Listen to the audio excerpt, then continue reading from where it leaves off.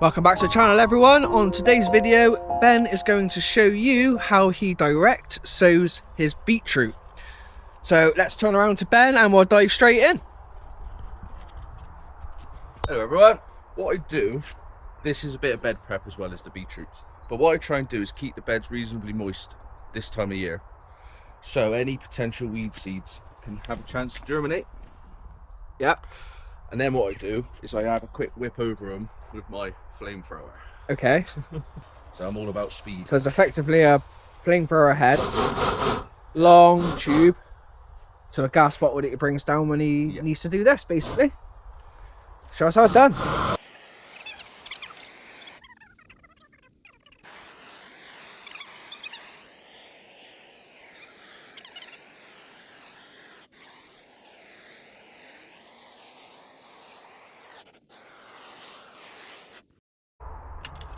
So this bed has already been prepped earlier on in the year, so now I'm just going to give it a quick fluff up with the manual tiller miller.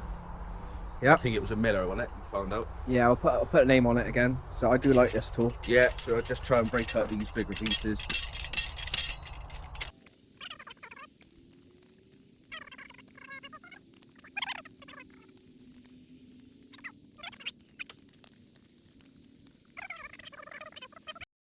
Let's have a little rakey rake. So I'll just flatten it off. I'm probably going to do 3 rows, I think. And the varieties I'm choosing is Cylindra, which is a longer one, and Burpee's Golden.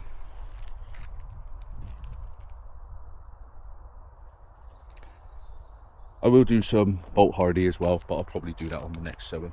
Okay. Why would you not just use Bolt Hardy on all of them? I quite like cylinders. They grow like a nice long beetroot instead of just a ball. You got different colour beetroots as well, can't you? Yellow? That Burpee's Golden is yellow one, yeah. Oh, okay. I actually quite like the yellow ones. I don't notice any difference in taste. They're exactly the same. So they get covered in red. You just don't get, just stained. I still grow the red ones, but... Oh, you got this tool back out. Yeah.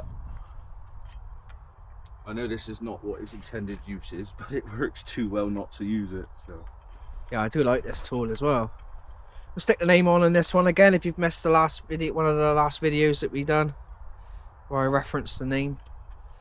But these tools, I gotta say, good tools, aren't they, Ben? They are, yeah, they're fantastic. And they save space because you just change the head. Nice and gentle.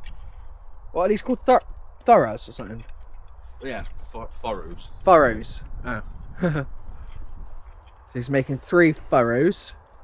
Yeah, I do eat a lot of beetroot. I really do. I'm a big fan of beetroot, so I go through it quite a lot, and I'm still picking beetroot now. So. Nice. So, here we go. Nice easy one. So just do it. I'm not worried if they're touching. You just get a flat side on it, it's not a problem. How far apart are you going, Ben? Every 3 inch, maybe. 3 to 4 inches. Yeah, 70 odd mil. Like I said, it doesn't matter if they are touching. Well, they need a bit of space to... There's 2 ways to grow beetroot. You can either grow them individually, just as one, to get like the perfect ball. Yeah. Or you can just do them in little clusters. And if you do them in little clusters, because one plant overtakes the rest, you can then harvest the beetroot that's ready, and then the other 2 or 3 that's there, they then have a chance to grow. Yeah. So by doing them in clump, you can get a more prolonged harvest than just doing them individually. Okay. But if you're storing Go on them, this side a minute, Ben. Oh, sorry, mate. If you're storing them, if you're storing them, then I probably would do them individually rather than the clump method. Okay. Because they do store very well as well. So when you say the clump method, is that multi-sown? Multi-sow basically. Right. Yeah. So you've got like 3 or 4 in the same sort of growing area that they just grow together. Yeah. But like I said, it spaces out your harvest because one plant will always take over. And then when you harvest that one, the ones that were smaller can then take off. Yeah. But I just plant loads, so. Oh, I like beetroot as well. This is a cylinder. I will do bolt hardy as well. So that's the cylinders. So I grew all mine in, I sowed them in trays. Yeah, you can, yeah, you get a... I would have this year, but because I had so much maintenance to do on the rest of the plot, I just didn't get a chance. I was focusing more on that than planting things. Yeah. But I would do some in trays because direct sowing's great, but you need the soil to be warm enough. Yep. Which this time of year it is, but obviously in the middle of winter is not, so you can get a lot earlier harvest by doing them in modules. Quick shufty.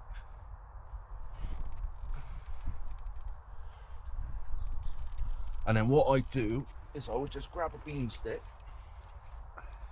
and just lay that next to where the end of the row is. So I know that there's rows of beetroot here. Don't disturb it, because I have in the past, without marking it, I've accidentally gone back over rows I've already planted. And yeah. then a couple of days later, you're like, wow, they germinated fast, and then you realise what you've done. Okay, so we're back in the same bed. He's just given it a quick rake over, and now he's making his troughs again with his favourite tool for that. Again, I am going to successionally sow these. I'll give them a little bit more space. The seeds I'm planting are quite old, so I am going to plant these quite thickly, and I'll keep my eye on the bed just to make sure I'm getting some sort of germination, because these seeds said used by 2024, but since they give 700 seeds. So this is Matador. I do also like a perpetual spinach. That's the one that I've been growing in my Brassica cage. What does that mean, Ben? It just keeps coming. I was harvesting that all through winter. Well, you've seen them, the size of them. They're massive. Yeah. So what's that? You clip and they clip and grow, clip and grow, clip and grow. Cut and come again. What's that called again? Perpetual spinach. Perpetual spinach. But I've ran out of them. I didn't realise. I'll have to order some more. But these are old, still worth trying them. I'm not. I'm only wasting 5 minutes, so. Okay. But chuck them in. Nice big seed. Whoa! Look at these. They like beetroot, not as jaggedy. No, nice smooth.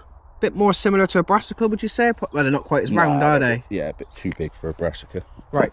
But like I say, these are older, so I am going to plant a lot thicker than I normally would.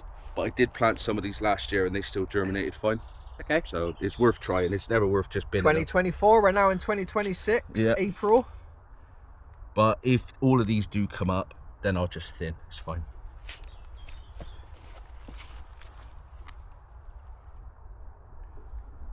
That's the thing with old seeds, you just get less and less germination. It's not like they know they're out of date. You just get poor germination rates. You do, but the plants are fine. The plants that do come up are fine. There's nothing wrong with them. Well, of course. So you might as well try it. And like I said, it's just the viability of the seeds. So as they're old, he's planting a lot more than he would need to. Yeah. And if they all germinate successfully, he will just thin them out. Yeah. Yeah, there you go. Not a problem. Don't waste your seeds until you know they don't germinate. I think is the moral of the story. Well, that's the thing. I mean, they're not that expensive, but you're still wasting money. I have heard people, they throw their seeds away and they buy them every year. And when he sort of was explaining to me why, he said, well, it's like a packet of crisps. Once you open them, they go bad. And I was like, no. Yeah. But I store them properly. I store them somewhere cool, dry. They're in that plastic box that I keep them in, my black plastic box.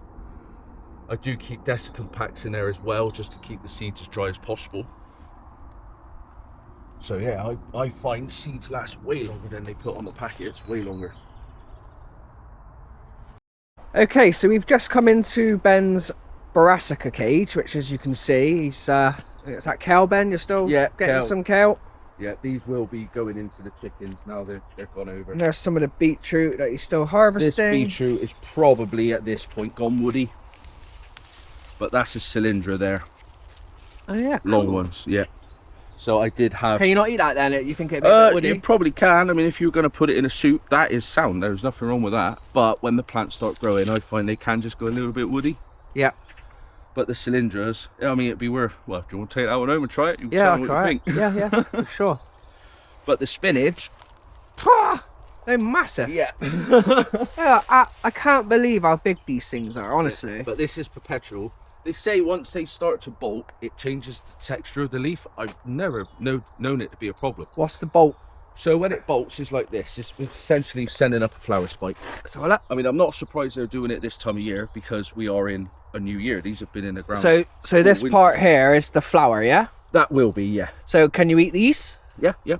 You can still eat your leaves, can you? But what I do is when it started bolting, just snap the bolting bit off and put it in the chickens, and I just keep harvesting. So I've been harvesting spinach all winter long. But this is, I will get this variety again, but there's nothing wrong with that. Ah, baby spinach leaf. Yeah, but yeah, it's lovely, lovely. I use loads of spinach. You put in so much. You said you're going to take these out eventually. I will, because I'm now planting new.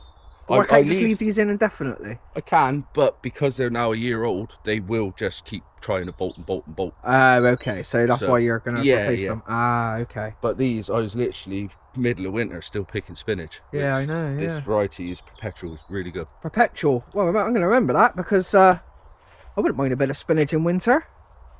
It's truly impressive, you know, what you've done all on your own up here. I got to say. Mm. You know, I know you've had help every now and again from me with the two-handed stuff because you're not Stretch Armstrong, but I've never ever helped you planting, growing, anything. You just point me in the right direction, really, don't you? And that's what it's all about, learning. I'm trying to learn a new skill, guys. That's what you need to understand. Not just in terms of growing veg, how to use a camera, how to edit a video. Yeah. Like, we're all constantly learning every day. But that's why I say it's always worth experimenting, because when you read books, it says once they've started to bolt, just take them out. Yeah. And that's what I used to do until about 3 years ago, where I didn't. I just snapped the bolted bit off and left them, and that's what you end up with, spinach all year. Yeah, they're massive. They are beasts, absolute beasts. Well, there you go, everyone. Thanks for watching. Thanks for watching. Please don't forget to like, comment, share and subscribe. We'll see you on the next one. Bye. Bye-bye.